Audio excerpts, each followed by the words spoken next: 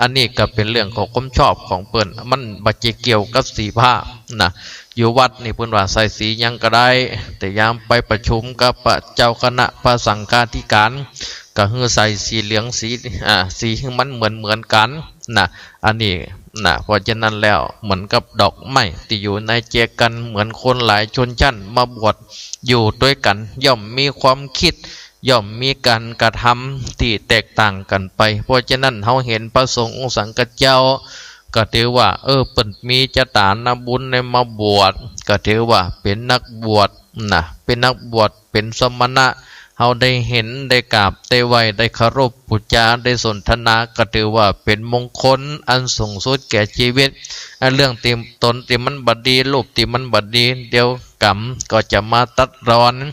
กรรมก็จะมาพากเขาออกไปเองนะจึงบ่ได้อยู่ไปเหมือนสถาญาติโยมทั้งหลายเพราะฉะนั้นแล้วอันนี้แล้วเขาก็มองแต่สิ่งดีๆนะเขาก็มองแต่สิ่งดีๆนะเพราะฉะนั้นการได้เห็นสมณะนิ่มจะธรรมดาสถาญาติโยมทั้งหลายการได้เห็นสมณะเป็นบุญนะเป็นบุญตาสนทนาเป็นบุญปากได้อุปถัมภ์ประทานก็เป็นบุญใจได้กลับไปไหวก็เป็นบุญตัวถือว่าเป็นมงคลสูงสุดแก่ชีวิตมนุษย์คำว่าสมณะเรามาดูความหมายลึกๆของมันสถาอีพ่อไอแม่ทั้งหลายคำว่าสมณะเรามาดูความหมายลึกๆของมันนี่คืออย่างสมณะแปลว่าผู้ที่สงบนะแปลว่าผู้ที่สงบก็คือว่าเป็นนักบวชเป็นพระพุทธชิตก็ตามเป็นพระเน้นก็ตามเป็นพระสงฆ์องค์สังฆเจ้าก็ตามที่บวชมาแล้วนะที่ได้บำเพ็ญสมณธรรมฝึกตัวฝึกตนฝึกตนให้อยู่ในศีลให้อยู่ในสมาธิอยู่ในปัญญารักสามอย่างเรียกว่าไตรสิกขาอยู่ในไตรสิกขาคือรักษาศีลหรือบริสุทธิ์มันทำสมาธิอยู่ตลอดเวลาศึกษาเรียนรู้ให้เกิดปัญญาอยู่ตลอดนะเมื่อฝึกตนอยู่ด้วยศีลสมาธิปัญญาแล้วนะอย่างเต็มที่แล้วจงกระทั่งว่าพระสงฆ์องค์สังฆเจ้านักบวชรูปนั่นมีกายมีวาจามีใจที่สงบแล้วจากอันหยังสถาญาติโยมทั้งหลายสงบจากบาปนะทั้งหมดทั้งมวลเพราะฉะนั้นสมณะ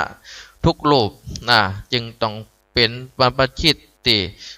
สมควรที่นะเท่าที่จะกราบจะไหวนะกราบจะไหวคนที่กราบที่ไหวสถาญาติโยมทั้งหลายอาตมาก็ถือว่าเป็นการดีนะบางทีคนเฒ่าคนแก่กราบไหวพระสงฆ์องค์สังฆเจ้าเป็นผู้หนุ่มเนี่ยก็จะได้พระสงฆ์องค์สังฆเจ้าเนี่ยได้มีจิตสำนึกของบางครั้งได้มีจิตสำนึกจะได้ขนาดคนเฒ่าเขาป่อเขาแม่เขาปู่หลวงแม่หลวงเขาปู่อุ้ยแม่อุ้ยเท่าแก่เงาะง่อมปันนี่อายุ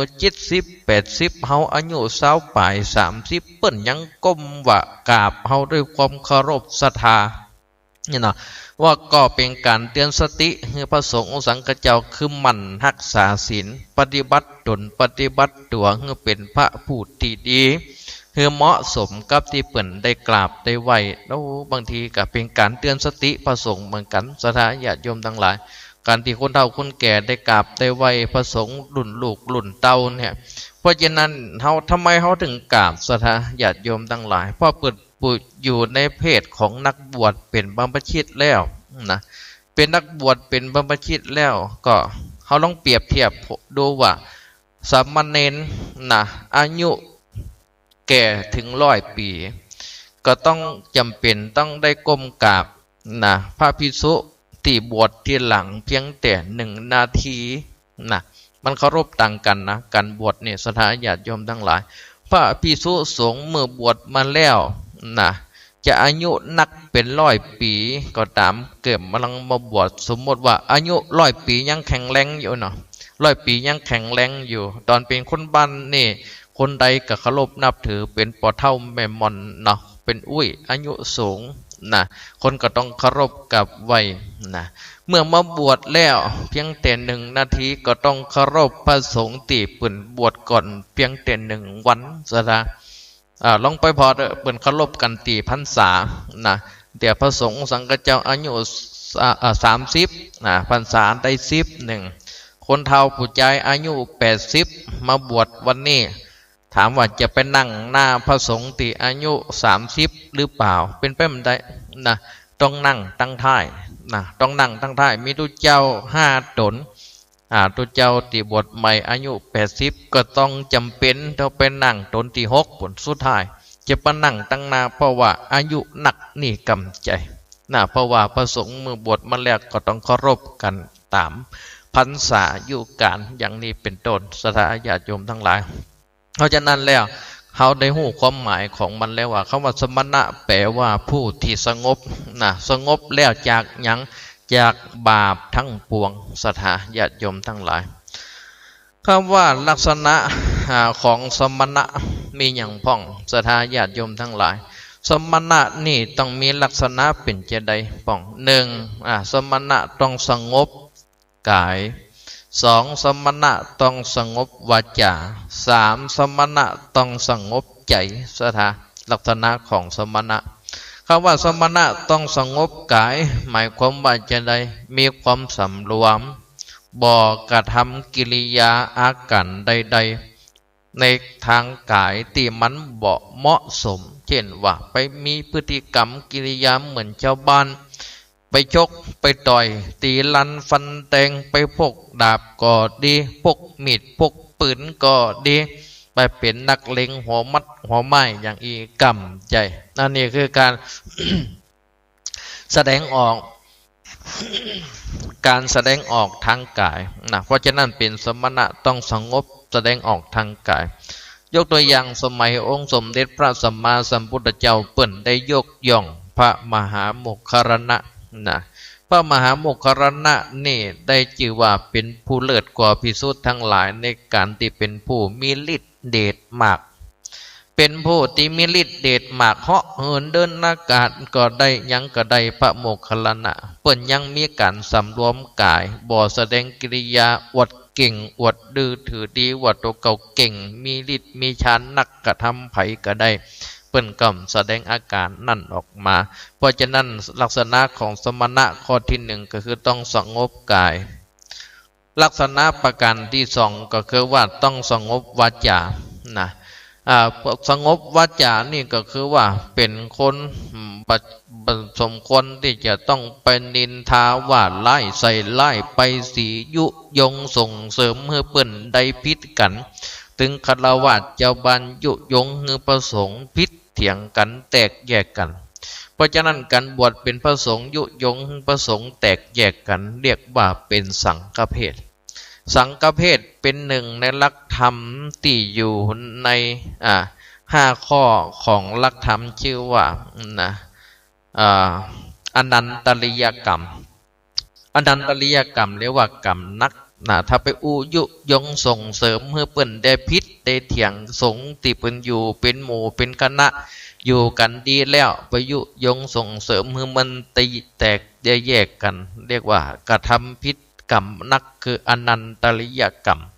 กรรมนี่ห้ามสวรรค์ห้ามนิพพานคือตายไปแล้วสวรรค์ก็บ่ได้ไปนิพพานก็บ่ได้ไปบ่มีคุณธรรมใดๆเกิดขึ้นแห่มเลยย่อมตกนรกบกไหม้เป็นที่สุดเพราะฉะนั้นสมณะนี่ประการที่2ก็ต้องสงบวาจาคือบอกไปว่าไล่ใส่ไล่ยุยงส่งเสริมเมื่อเปิ้นได้พิษได้เถียงแตกแยกความสมัครสมัคคีกันด้วยการใจวาจาไปยุยงส่งเสริมเปิ้นในทางที่บ่ดีเฮาต้องสงบทางวาจาลักษณะประการที่3ของสมณะก็คือต้องสงบใจคำว่าต้องสงบใจก็คือว่าทำใจให้นิ่งอยู่ตลอดเวลาทำใจให้หยุดนิ่งให้เป็นสุขภายในถึงแม้ว่าพระสงฆ์สังฆเจ้าบางรูปกิริยาตั้งนอกเหมือนกับจะกระด้างจะบัญญัติสักอย่างนะแต่บางทีบางครั้งเปิ้นรักษาใจภายในเปิ้นได้รักษาใจภายในเปิ้นได้คือสงบจากอย่างจากบาปจากกรรมทั้งหมดทั้งมวลเปิ้นระงับสงบได้ศรัทธาญาติโยมทั้งหลายเพราะฉะนั้นเมื่อระงับสงบได้เนี่ยเปลือกนอกบางทีเหมือนกับเฮาว่าบ่น่าเคารพเลื่อมใสแต่ภายในเปิ้นสงบได้เพื่อสงบได้จาก จากบาปจากกรรมจากกิเลสและตัณหาเพราะฉะนั้นแล้วศรัทธาญาติโยมทั้งหลายสมณะลักษณะที่ดี3ประการคือสงบกายสงบวาจาสงบใจมีการที่มีความสงบกายวาจาใจ3ประการนี้แล้วก็ส่งผลให้สมณะนี่มีความสง่างามศรัทธาญาติโยมทั้งหลายมีความสง่างามอยู่ในตัวเขาเห็นแล้วโอ้พระสงฆ์ตนนี่เป็นยังมีความสง่างามแจ่งงามเพราะการแต่งนะแต่เป็นคนบ้านว่าใครงามเพราะแต่งนะใครหู้ที่เยี่ยมคือว่าอันยังก็นะไก่งามเพราะคนงามเพราะแต่งใครหู้ที่เยี่ยมคือว่าอันยังก็คือถามซ้ำแหมหลอกถ้าใครหู้สระญาติโยมทั้งหลายคำว่ามีคำอยู่2คำนะมีคำอยู่2คำคำติดใจชมกว่าคนเฮานี่มีความงามในลักษณะของคนถ้าชมปุจย้ายชมหมิ่หญิงชมหนุ่มชมสาวตัวไปก็ใจคำว่าสวยใจคำว่างามสถาญาติโยมทั้งหลายแต่ถ้าจะชมสมณะเฮาคนเรียกใจคำว่าสง่างามนะเป็นความงามที่ดูแล้วมีสง่าและมีความสงบสงเงียมอยู่ในตัวทั้งสง่างามและสงบสงเงียมนะนี่เป็นลักษณะของสมณะผู้ปฏิบัติดีปฏิบัติชอบเพราะฉะนั้นแล้วนอกสถานญาติโยมอีพ่ออีแม่ทั้งหลายเฮาได้เห็นสมณะถึงวันนี้เฮาควรที่จะเคารพกับไหว้บูชาบางคนเนี่ยเตียวกายไปบุญวันนะ ยังเป็นอย่างคนเฒ่าสมัยก่อนนี่โตเปิ้นหยอบหนังลงนะเงาเปิ้นกำเงี่ยมเงาเปิ้นกำเงี่ยมยังหันอยู่บางตีนะเงาก็บ่เงี่ยมนะกายเว้นกายจากอูจาหนังอูกันด้วยความเคารพอ่อนน้อมบางคนก็ยกมือไหว้บางเทียเปิ้นฮือศีลฮือป้อนมัดไม้มัดมือพนม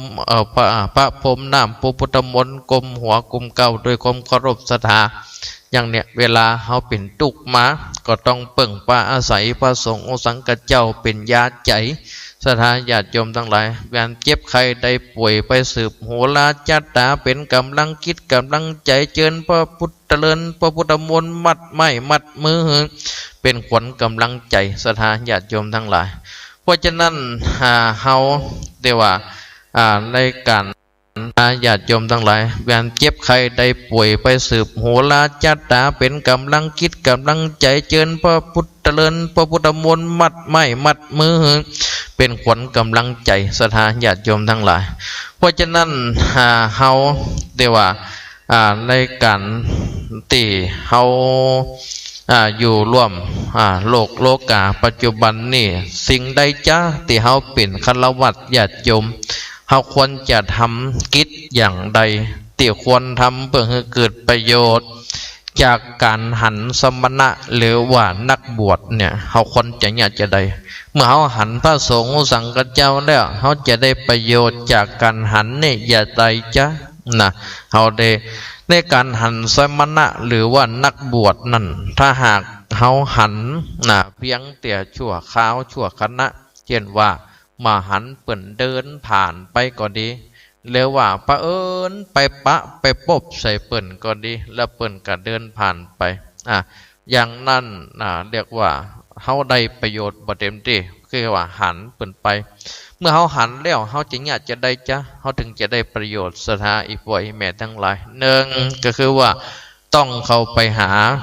สองต้องเข้าไปบำรุงสามต้องตามฟังสี่ต้องตามระลึกถึงท่านห้า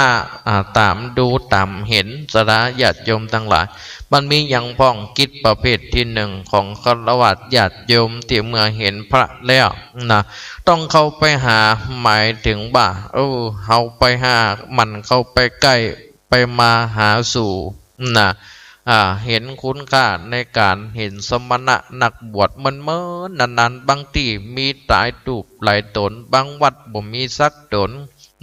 ก็ใครได้พระสงฆ์องค์สังฆเจ้าไปอยู่เดนเอาเพราะฉะนั้นก็บริหารพระสงฆ์องค์สังฆเจ้ามาเหมือนมานานเหมือนนานๆมาหันเตี้ยเข้าไปใกล้ไปหาเข้าไปใกล้ไปหาพยายามที่จะ เข้าไปหาท่านอยู่สม่ำเสมอเพื่อเป็นการรับการถ่ายทอดคุณธรรมจากท่านนะการเข้าไปหาก็คือว่าเป็นการรับนะการถ่ายทอดคุณธรรมคือข้อหลักข้อธรรมข้ออัดที่เป็นอาจจะได้สั่งได้สอนให้เฮาได้โหตามสมควรนะประการที่สองเข้าไปบำรุงนะคำว่าเข้าไปบำรุงในที่นี้ก็หมายถึงว่าเข้าไปช่วยกิจการงานของท่านเห็นปัดกวาดเช็ดถูกุฏิจัดปัจจัยทั้งสี่เข้าน้ำโภชนาหารที่อยู่ที่อาศัยเครื่องนุ่งห่มยารักษาโรคสี่ประการเนี่ยนะให้จันได้ให้ท่านได้ใจบอกว่าจะมีภาระอย่างใดก็ตามนะเขาก็ควรมีเวลามีโอกาสไปสนทนาธรรมกับท่านให้มากขึ้นสดาอีพ่ออีแม่ทั้งหลายต้องเข้าไปบำรุงก็คือว่าไปช่วยในกิจการงานของวัดเพราะฉะนั้นบางวัดมีพระสงฆ์องค์สังฆเจ้ารูปเดียวนะอยากจะได้อยู่รูปเดียวก็จำเป็นตั้งคณะกรรมการขึ้นมาช่วยในกิจการงานวัดคณะกรรมการก็ไปเป็นผู้ประสานงานไปหาสถาเจ้าบ้านพี่น้องบางวัดมีหลายหมวดหลายข้อหลายปอกก็ตั้งกรรมการหมวดละ2 คนก็ดี3 คนก็ดีแล้วแต่สมควรบันใหญ่บันน้อยแต่ถ้าเรื่องห้องคณะกรรมการมาประชุมวางแผนงานคณะกรรมการก็ไปกระจายเผยแผ่ข่าวสารในวัดในว่าต่อไปว่าวัดจะมีกิจการงานนั้นงานนี้เนาะนะกะต้องเข้าไปช่วยกันทำนุบำรุงถึงวัดถึงวานถึงพระสงฆ์สังฆเจ้าเพื่อเป็นการช่วยทำนุบำรุงกิจการงานของท่านอันนี้ประการที่สองเมื่อเขาได้หันมีพระสงฆ์องค์สังฆเจ้าเปิดเป็นนักพัฒนาเปิดเป็นคนที่ดูแลวัดดูแลวาดีสั่งสอนคนดีก็ถือว่าเป็นตนบุญมาอยู่วัดอยู่ว่าก็ควรที่จะเข้าไปทำนุบำรุงสถานคือไปช่วยกิจการงานของท่านประการที่สามก็คือว่าตามฟังคำว่าตามฟังในที่นี้คือตั้งใจฟังคำสั่งคำสอนที่เปิ่นได้แสดงในการเทศของท่านโดยการนำเก็ตความรู้ข้อหลักธรรมะนั่นมาใจกับชีวิตประจำวันเพื่อเป็นเกาะกำบังห่อหุ้มเพื่อบ่ให้จิตใจเฮาเผลอไผผาดพังเดินทางไปในทางที่ชั่วบางทีบางครั้งมันผิดพลาดประการใดได้ลักทำคำมะมาแล้วกลับมาประคับประคองจิตใจกลับมาเป็นคนดีคนดีก็ได้อันนี้ประการที่สามคือตามฟังฝึกคำสั่งคำสอนฟังที่เปิ่นเทศน์เปิ่นสั่งเปิ่นสอนตามระลึกถึงท่านข้อที่สี่ก็คือว่าเมื่อได้พบพระสงฆ์องค์สังฆเจ้าได้ฟังคำสอนของเปิ่นแล้วก็ตามระลึกถึงอยู่เสมอถึงกิริยาอาการอันสงบสำรวมของเปิ้นแล้วก็นำโอวาทคำสอนของเปิ้นที่เฮาได้ฟังมานั้นมาไต่ตองพิจารณาอยู่เสมอว่าเปิ้นสอนก็ตึงแต่จะที่เปิ้นได้มานั่นเปิ้นสอนเฮาคือมันได้ฮู้เฮาฮู้หนึ่งเปิ้นฮู้หนึ่งเฮาฮู้เรื่องการบ้านการเมืองเปิ้นฮู้เรื่องการธรรมะเมื่อมาพิจารณาไตรตรองแล้วก็พิจารณาอยู่เสมอถึงสิ่งที่เฮาได้ฟังมาก็ถือว่าเป็นการนำโอวาทของท่านมาไตรตรองก็ถือว่าเป็นการตามระลึกนึกถึงคำสั่งคำสอนของเปิ้นสถาญาติโยมทั้งหลายเฮาก็จะได้ประโยชน์จากการหันประการที่ห้าก็คือว่าตามพอตามหันตามดูตามเห็นนะก็ว่าตามดูตามเห็นก็คือดูเฮาดูด้วยตา ดูด้วยตานอกแล้วก็ดูด้วยตาในดูด้วยตานอกก็คือว่าดูทุกสิ่งทุกอย่างว่าเปิ้นจะต้องการอย่างจ๊ะต้องการอย่างจ๊ะดูด้วยตัวใน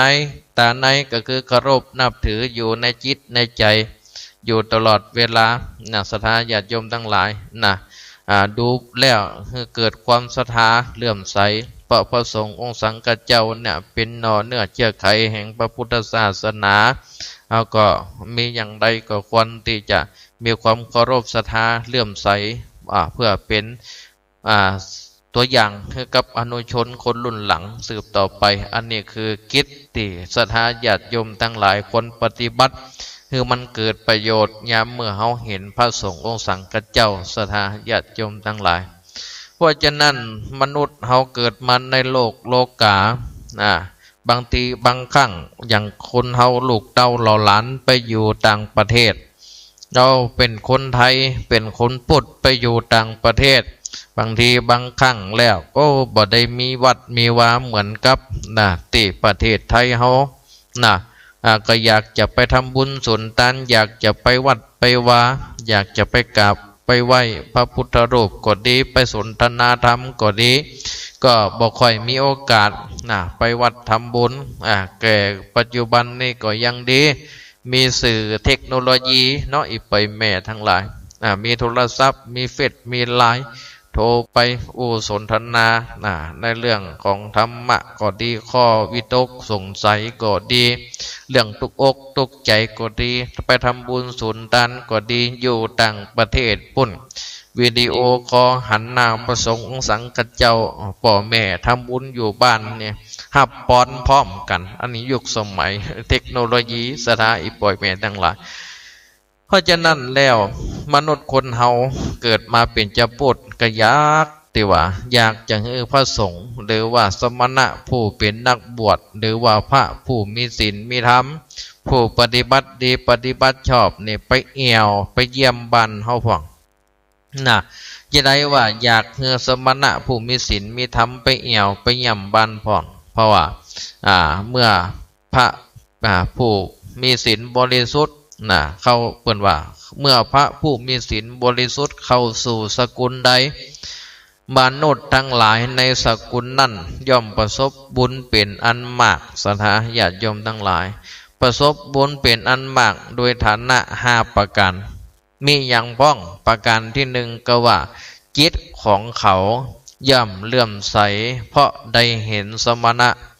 ประการที่2ก็คือว่าเขาย่อมพากันต้อนรับกับไว้คืออาสนะที่นั่งแก่พระสงฆ์ที่เขาไปสู่สกุลบ้านของตนนั้นประการที่3เขาย่อมกำจัดมลทินคือความตนีเสียกำจัดมลทินคือความตนีเสียในสมณะซึ่งเขาไปสู่สกุลก็ว่าในที่นี้ก็หมายถึงว่านิมนต์พระสงฆ์สังฆเจ้าไปรับทายทานที่บ้านก็ดีไปทำบุญที่บ้านก็ดีย่อมกระจัดความตนีคือก่อนนิมนต์ไปทำบุญถวายทานเขาย่อมแจกจ่ายทานตามสติกำลังคือการสมณะผู้เข้าไปสู่สกุลนิมนต์ไปรับกินรับทานที่บ้านย่อมไต่ถามสอบสวนฟังธรรมจากสมณะที่เข้าไปสู่สกุลบางทีบางครั้งเป็นคนเฒ่าคนแก่ก่อนเคยไปวัดไปวาเฒ่าชราแก่ชรามาแล้วบ่มีโอกาสไปเพราะว่าเดินกะงกเงินเฒ่าแก่ข้าวบ่เป้าหัวสีเป็นว่าจ้องใจมันมีขูดใส่ขนมโตมสถาว่าเฒ่ามาแล้วไปวัดก็โอ้ยลุกก็อวยนั่งก็อวยเดินไปก็บ่ได้บางทีบางครั้งแล้วก็นิมนต์พระสงฆ์องค์สังฆเจ้ามาเทศน์มาแสดงธรรมฟังที่บ้านพ่องมาสนทนาธรรมมาเป็นกำลังจิตกำลังใจหันหลายตีหลายดังพระสงฆ์องค์สังฆเจ้าเปิ้นแวะเวียนไปหาศรัทธาญาติโยมคนเฒ่าคนแก่ก็ถือว่าเป็นกำลังจิตกำลังใจเป็นยาใจให้กับผู้เฒ่าผู้แก่คนเฒ่าคนแก่ได้หันก็ดีอกดีใจ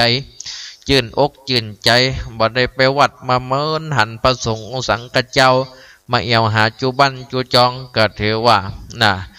เป็นจตนาบุญของผู้ที่มีพระสงฆ์องค์สังฆเจ้าเข้าไปสู่สกุลศรัทธาญาติโยมทั้งหลายเพราะฉะนั้นแล้วศรัทธาอีปล่อยเมตทั้งหลายอานิสงส์อันใดจ้าจักบังเกิดมีมาแก่เฮาท่านผู้ฟังว่าเมื่อเฮาได้เห็นสมณะแล้วเนี่ยเฮาจะบังเกิดอานิสงส์จะได้พ่องอานิสงส์จะได้พ่องก็ทำเมื่อเฮามีสติคำว่าทำเมื่อเฮามีสตินั่นก็คือว่าทำเมื่อเฮาชุกคิดนึกถึงบุญกุศลอยู่ตลอดเวลาว่าเห็นพระสงฆ์องค์สังฆเจ้าแล้วเป็นเนื้อนาบุญของโลกบ่มีนาบุญได้เหมือนแหมแล้ว เพื่อนสละตนสละตัวเข้าไปบวชในพุทธศาสนาการเห็นพระสงฆ์องค์สังฆเจ้าสมณะนักบวชลักษณะของการเห็นก็คือว่าได้มีสติในเรื่องของธรรมะที่เขาได้เคยฟังใดเขาชุกคิดว่าเขาควรที่จะไปทำบุญสุนทานกุศลต่างๆตามกำลังที่เขาพึงจะทำได้บุญนั่นทั้งหลายพอเขาไปทำแล้วก็จักบังเกิดแก่เขาบังเกิดแก่เขาเมื่อเขาอุทิศไปหาผู้ตายก็จักไปบังเกิดแก่ผู้ตายตัวอย่างนี้แหละก็ถือว่าทำให้เขาได้สติชุกคิดนึกถึงบุญกุศลในการติดสมควรที่จะทำในการเห็นสมณะประการที่สองก็คือว่าทำเมื่อเขานี่มีแรงบันดาลใจที่จะประพฤติปฏิบัติดีตามคำสั่งคำสอนของท่านที่เปิ่นได้แนะนำมาบางคนเนี่ยเป็นทุกข์เป็นทุกข์อกทุกข์ใจทุกข์ลูกทุกข์เดาทุกข์บ่มีกินทุกข์ทำมาหากินค้าขายบ่ได้กำไรทุกข์สะปะในโลกาทุกข์บ่เหมือนกันมนุษย์คนเฮานี่เมื่อมีความทุกข์ใจบางทีแล้วก็ไปปรึกษาพระสงฆ์องค์สังฆเจ้าเปิ้นก็เอานักธรรมะนี่มาขัดเกลาจิตใจเพื่อเป็นขันประคับประคองสติเฮากลับมาหู้เนื้อหู้ตัวคือมาตั้งตนเริ่มต้นใหม่มาสร้างแรงบันดาลใจให้เฮาเฮาก็ได้ข้อคิดจากพระสงฆ์องค์สังฆเจ้าบางรูปบางตนบางคนก็มีแต่สถาอิปอยแม่ทั้งหลายแต่มาฟังแล้วก็ได้สติคืนมาตั้งรักแห่งใหม่ได้กำลังใจก็มาตั้งรักแห่งใหม่มาตั้งรักแห่งใหม่เริ่มต้นแห่งใหม่ทำคุณงามความดีแห่งใหม่ตั้งใจแห่งใหม่ก็กลายเป็นคนดีคนดีเมื่อกลายเป็นคนดีคนดีมีพร้อมดีอย่างเก่าเจริญรุ่งเรืองไปตั้งนาติ๊กก็มาย้อนนึกถึง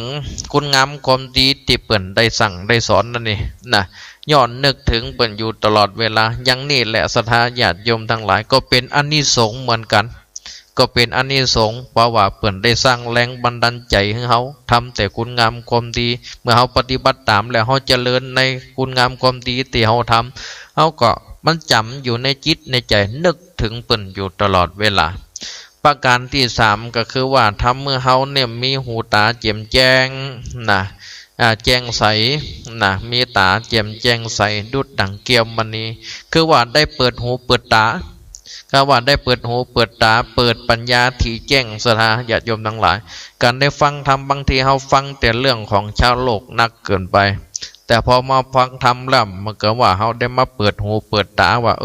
มนุษย์คนเขาเกิดมาเนี่ยมันจึงมีแต่มันมีหยังที่จะนอกเหนือจากนี่สุดท้ายตีดีแล้วก็คือว่ากันตายรอเขาอยู่ดังหน้าสมบัติพระสถานบักนานหลายตาที่เขาหิมาหาไว้เนี่ยสุดท้ายมันบ่ได้เป็นของตีติดตามเขาไปมีสองอย่างเท่านั้นใส่ศรัทธาญาติโยมต่างหลายจะติดตามเขาไปคือคุณงามความดีเรียกว่าบุญกับกรรมเวรที่เขาได้ทำเรียกว่าบาปสองอย่างเนี่ยจะหาบเขาไปเพราะฉะนั้นแล้วเมื่อเขาได้มีหูตาเปล่งแจ้งได้เกิดปัญญาอย่างนี้ก็เพราะว่าอานิสงส์แห่งการได้เห็นสมณะและได้สนทนาเปิ่นได้ฮือธรรมะเอาหูตาเขาก็เปล่งแจ้งเหมือนดุจแก้วมณีแสงสว่างที่เกิดขึ้นในจิตในใจปัญญาไวก็ย่อมจักบังเกิดขึ้นจากการได้เห็นสมณะศรัทธาญาติโยมทั้งหลายถ้าเมื่อเฮาเป็นผู้ดำรงตนอยู่โดยความบ่ประมาทเพราะว่าประมาทโทมัจจุโนปทังความประมาทเป็นหนทางแห่งความตายศรัทธาญาติโยมทั้งหลายเพราะฉะนั้นเมื่อเฮาตกอยู่ในความประมาทก็เหมือนกับว่าเฮายังแข่งยังขาไปสู่ความตายแล้ววันละน้อยละน้อยแต่ว่าถ้าเฮาตามลงตนด้วยการฟังธรรมะจากผู้รู้นักปราชญ์จากพระสงฆ์องค์คันเพื่อนตีมีความรู้แนะนำสั่งสอนเฮามาเฮาก็ประคับประคองตนอยู่ด้วยความบ่ประมาทอยู่ตลอดเวลาก็ถือว่าเฮานี่เป็นได้รับอานิสงส์จากการได้สนทนาและได้เห็นสมณะจากเบื้องต้นประการที่ห้าก็คือว่าได้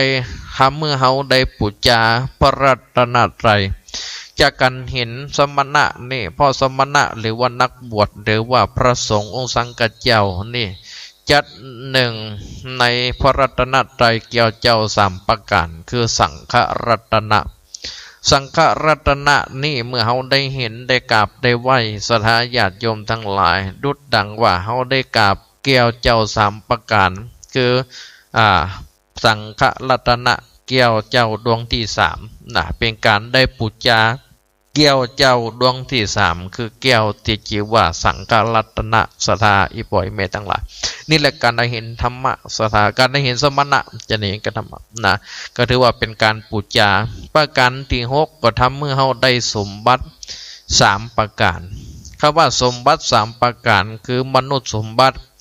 ทิพยสมบัตินิพพานสมบัติความสุขของมนุษย์เหมือนว่าติวิทะสุขสามประการความปรารถนาของมนุษย์คนเฮาทุกคนเหมือนกันคือว่า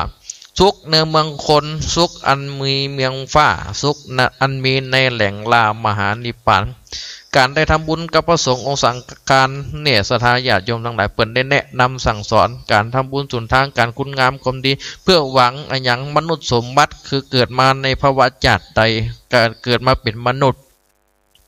มีสมบัติทุกอย่างที่พึงจะได้เมื่อตายจากมนุษย์แล้วหวังอย่างที่พยะสมบัติคือไปเกิดบนสวงสวรรค์จันฟ้าอันใดก็เป็น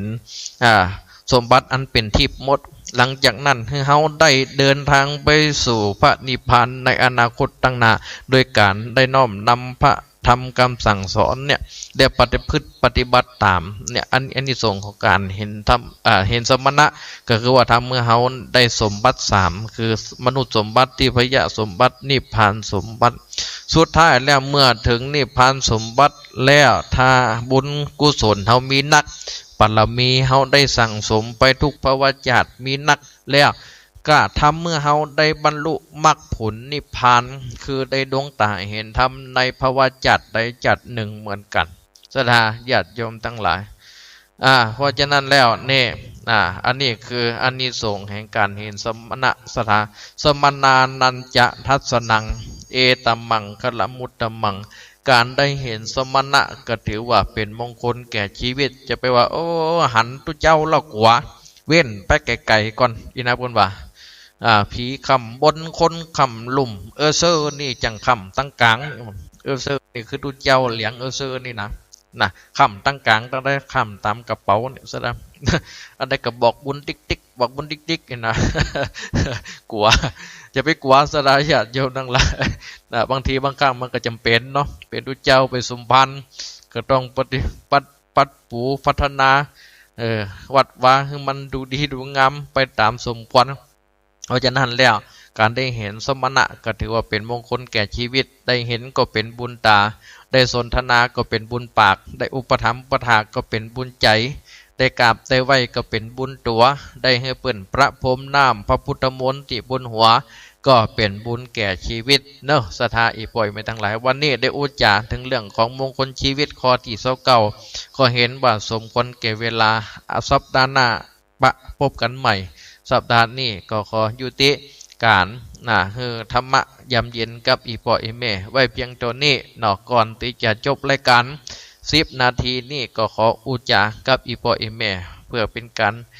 คือกำลังจิตกำลังใจกันในส่งท้าย10 นาทีเนาะ0801219317เนาะอีปออีเมโทรมาอุจาคือกำลังใจกัน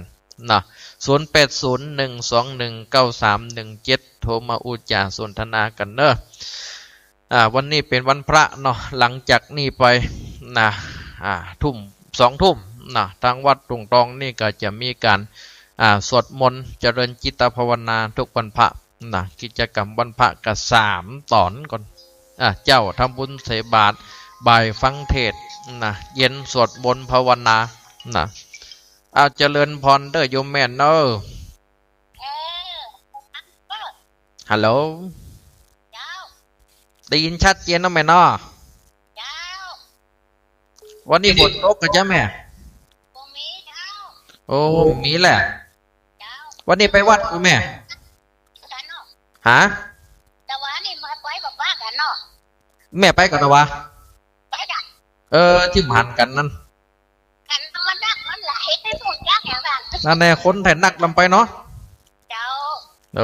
แม่ก็ไปเต้าแล้วก้าแม่ก็ไปจ้ะ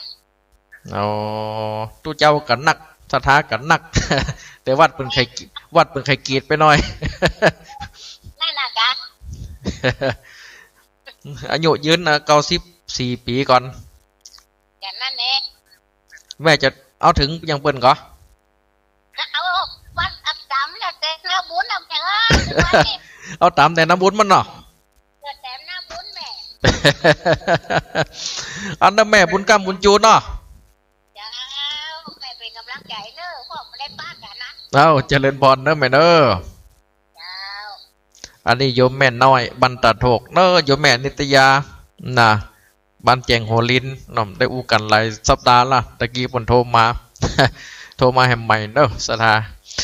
นอกก็แย่งนี่ก็สวดมนต์ตอนนี้ก็ใจเสียงชั่วโมงหนึ่งนะใจเสียงชั่วโมงหนึ่งเดี๋ยวก็ไปใจแห่มชั่วโมงหนึ่งนะเดี๋ยวก็ไปใจแห่มชั่วโมงนะ สวดมนต์เจริญจิตภาวนากับสถานญาติโยมทั้งหลายและช่วงบ่ายก็ก่อนจะฟังเทศก็มีการสวดธรรมจักรกับปวัตนาสูตรอันที่จริงก็ใครประชาสัมพันธ์ให้กับพระสงฆ์นะในจังหวัดลำปางถ้าได้สวดธรรมจักรกับปวัตนาสูตรก็ถือว่าเป็นการดีนะอาจเจริญพรเด้อโยมแม่ติดตุกอยากขนาดกัน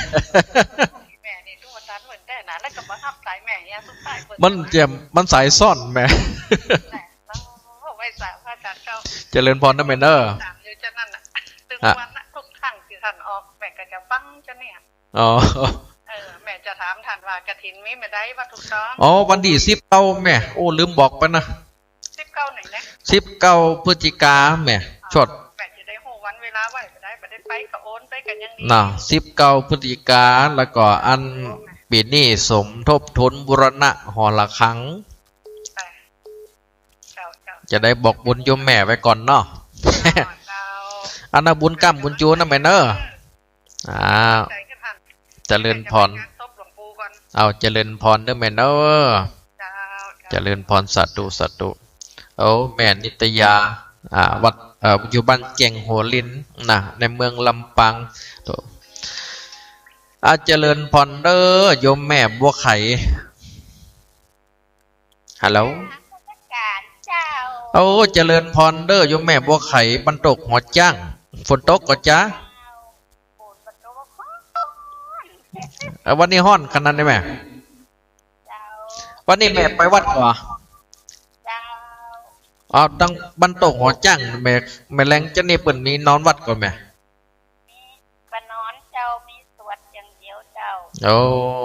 ตีวัดนี่ก็เหมือนกันแม่แรงนี่แม่ไปวัดกับแม่แรงนี่แม่บอกไปแม่เข้าบ้านมาได้คนเดียวซอยตันไว้ซอยตันไปไง ซอยตันจังมันจะไม่ให้ใจตันอีแม่ใจได้บ่ตัน ซอยตันบอกว่าจะไปใจตัน สถานหลายก่อนแม่ปันตรงหัวจังเนี่ยสถานหลายก่อน300กว่าหลังคาก่อนกะหนักโดอันนั้นแม่บุญกรรมบุญยูนเอาไหมเนอะใครไปแบบนี้โมไปวันหน้าแต่มีโอกาสสักเตี่ยแม่ถ้ากายไปตั้งตรงหัวจังจะไปแวะเอาหารได้ไหมเนอะไปแวะเอาหารเด้อมาวัดที่พระอาจารย์สมฤทธิ์เด้อนั่นน่ะถ้าไปกายตั้งนั่นจะแวะหาเนอะไหมเนอะจะโทรหาหูจักกันเตี่ยถ้าไปปบกันสักเตี่ยหูจักจำกันลงยังไม่หาแม่เลยเดี๋ยวก่อนเดี๋ยวอันพระเจ้าวัดตรงต้องจะไปสักเตี่ยก่อนมาเอาน้องแม่เนาะบุญกรรมบุญจูนน้องแม่เนาะโยมแม่ปุ่นยังว่าพระอาจารย์อู้ม้วนโอ้ตัวใส่หัวตัวนี่แหละดีแล้วขอบคุณน้องแม่เนาะมันไปวัดปุ่นก็อู้ถึงนะขอบคุณน้องแม่ฝากขอบคุณปุ่นเนาะเจริญพรน้องแม่เนาะสาธุอันนี้แม่บัวไข่บรรตกหัวจ้างนะสถานญาติโยมตะกี้อุบจบถ้าวัดใดเนาะ ได้สวดธรรมจักรกับปวัตนาสูตรนี่ดีศรัทธาญาติโยมทั้งหลายเพราะเป็นกิจกรรมนะเตว่าวัดพระธรรมกายนี่เพิ่นจะสังเกตอยู่ตลอดว่าบางเตียเพิ่นก็เอากฐินมาจ่วยวัดที่เขาร่วมกิจกรรมกับเปิ้นนะเอาเจริญพรเด้อคนย่อยแม่สีกุลเจ้ากับภาษาท่านพระอาจารย์เจ้าเจริญพรเนาะโยมแม่สบายดีเนาะเจ้าหัวเข่าเนี่ยเจ็บอ่ะเอาวันนี้ไปวัดก็แม่ไปแต่ว่าแรงไม่แม่มไปอ่ะไม่แรงก็มีเนาะสวดมนต์เนาะเจ้าคนสวดมนต์ตัวตอนบ่าย3 โมงประกับฟังธรรมแม่มได้ไปอ่ะจะได้ไปอ่ะไปกับเจ้าอ่ะน่ะ